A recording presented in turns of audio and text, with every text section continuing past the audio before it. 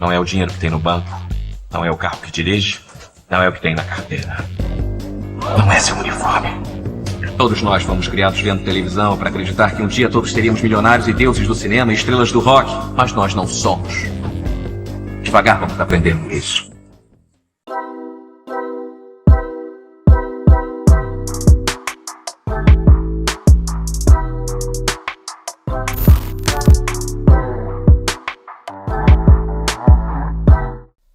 Lançado em 1999, Clube da Luta emerge em um contexto de transição milenar, explorando a crescente desconexão humana na era do consumismo desenfreado. Em uma sociedade que valoriza a posse material sobre a experiência humana, o filme questiona os valores fundamentais que moldam a nossa existência. Do ponto de vista psicológico, é até como se fosse um colateral da cultura, tá ligado? Os personagens vivem em uma solidão absurda, a ponto de frequentar até grupos de apoio mesmo sem precisar. E para começar o vídeo de hoje, vai ser necessário quebrar a regra mais importante do Clube da Luta e avisar que esse vídeo contém spoiler. Então já deixa o seu like e se inscreve no canal. Faz a pipoquinha. Você falou em pipoca? E let's que let's, my friend. OpenEnglish.com. Hoje adentraremos no intrigante universo de David Fincher. Eu tô falando de Garota Exemplar, A Rede Social, Alien, Os Homens que Não Amavam as Mulheres, Curioso Caso de Benjamin Button, Seven e os Sete Crimes Capitais e mais uma porrada de filme bom pra caralho. Inclusive, se você já viu algum desses filmes ou se você não viu e quer que eu faça algum vídeo sobre um desses filmes, comenta aqui embaixo. Particularmente pra mim, David Fincher é um dos melhores diretores da atualidade. Eu babo o ovo mesmo do cara e foda-se. E o Clube da Luta não é diferente. Além de desafiar as regras cinematográficas, David Fincher arrebenta com esse filme. E o principal, ele entranha dentro do tecido social. Pega um aspecto político e filosófico de toda uma geração. Obviamente que Clube da Luta é um daqueles filmes que, se tivesse que ser feito em 2024, não seria feito de jeito nenhum. Baseado na obra de Chuck Palahniuk, ou nome difícil do caralho, né? Será que é russo esse maluco? Foda-se. Matei um mosquito.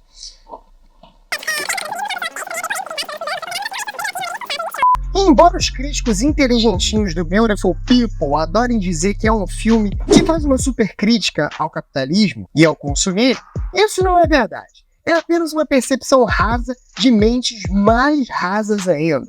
Segundo o próprio escritor da trama, o filme é sobre masculinidade, ou a falta dela, né? The classic thing is that there are so few social model novels or stories for men.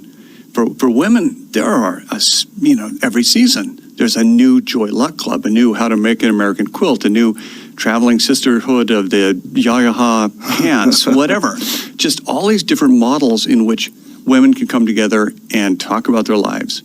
And if you're a man, you've got either Fight Club or you have the Dead Poet Society. And that is really it. So we don't have a lot of narratives that depict to men a role or a kind of script of, in which to come together and talk about their shed. E como masculinidade e atualidade são assuntos que nós, como proctologistas sociais do canal O Caminho, gostamos de mexer sempre,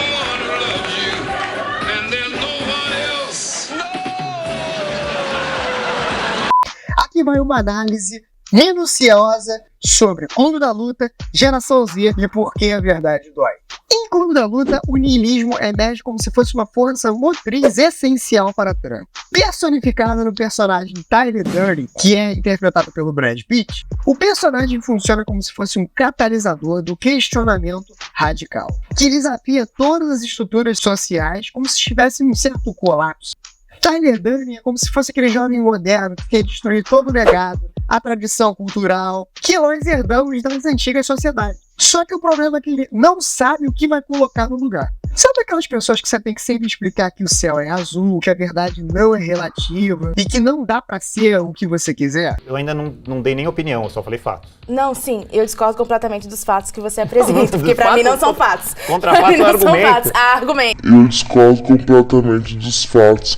Então, esses são os Tylers. Só que sem coragem, vegano, pai de planta e com leite de soja nas veias. É aquele clássico jovem que o Jordan Peterson sacaneia no livro dele, que quer mudar o mundo, mas não sabe nem como arrumar o próprio quarto. E se vocês me permitem, essa é a única crítica que eu tenho no personagem, porque de resto, eu amo. Ele personifica uma espécie de resposta às instituições que moldam toda a nossa sociedade. Ele desafia não só as normas superficiais, mas também as estruturas fundamentais. Ok, nós vamos explicar um pouco melhor. Niilismo é um termo cunhado pelo filósofo Friedrich Nietzsche. Só nome foda hoje, né? Acho que é assim que fala, né? Foda-se. Eles explicam uma espécie de não filosófico. É basicamente você criticar e rejeitar todas as crenças e valores estabelecidos até hoje. É dizer, nada importa. Imagina a atitude desses adolescentes cansadinhos das normas atuais, de tudo aquilo que tem sido feito hoje em dia. Só que aplicado à vida toda.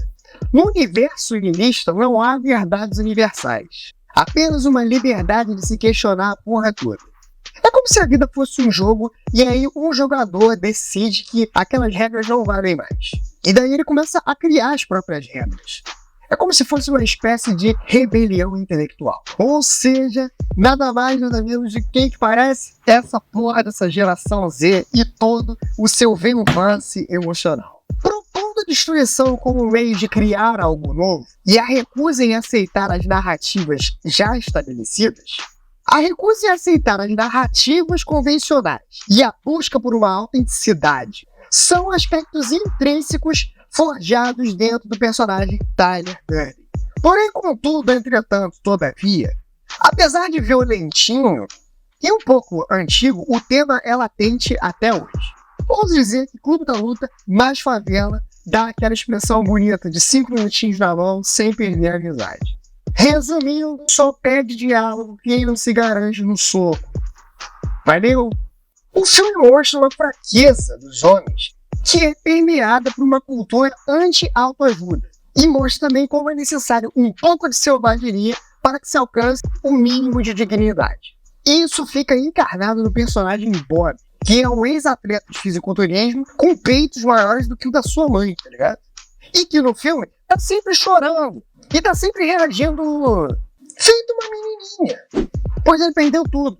Perdeu a mulher, perdeu os filhos, perdeu a carreira e ganhou um câncer por conta dos anabolizantes. E no fundo ele sofre, pois ele sabe que afinal uma família precisa de segurança e não de fragilidade. A falta de uma cultura guerreira cria espaço para uma sociedade totalmente afetada e fraca. E falando nisso, precisamos também entrar no personagem Marla. Com o designer de jovem gótica da classe A, moradora do Península, fã de Fred e com cabelo e roupinhas de boneca Bratz, Marla funcionará como um personagem que é uma espécie de acelerador e freio para o personagem do Edward Norton. Acelerador porque, à medida que ela se envolve com o Tyler, que é ele, ela o ajuda a montar sua autoimagem de fodelão. Tá ligado? Aqueles caras que dão 3 sem tirar de dentro. Então, é ele.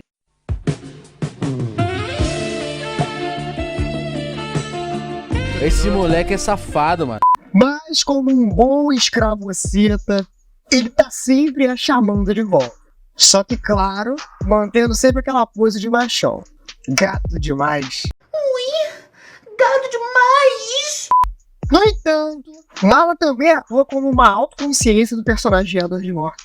Pois a partir do momento que ela começa a frequentar aqueles grupos de apoio junto com ele acaba caindo em si, vendo que é uma fraude, e passa a não frequentar mais aqueles grupos. E aí, criando o Clube da Luta. O que você está fazendo, Matheus? Acho que você não vai gostar. E por que não? Eu gosto da música da nova geração. Pipoque, rainha da putaria, rainha da putaria. Isso tudo porque as pessoas, inclusive no filme ou na vida real, estão clamando por um sentido em suas vidas. Só que não pode ser aquela coisa que é o tradicional. Tanto que as punições para eles eram o quê? Arrancar as próprias bolas. Já que no Clube da Luta, uma pessoa castrada é pior do que uma pessoa morta. A castração é pior do que a morte.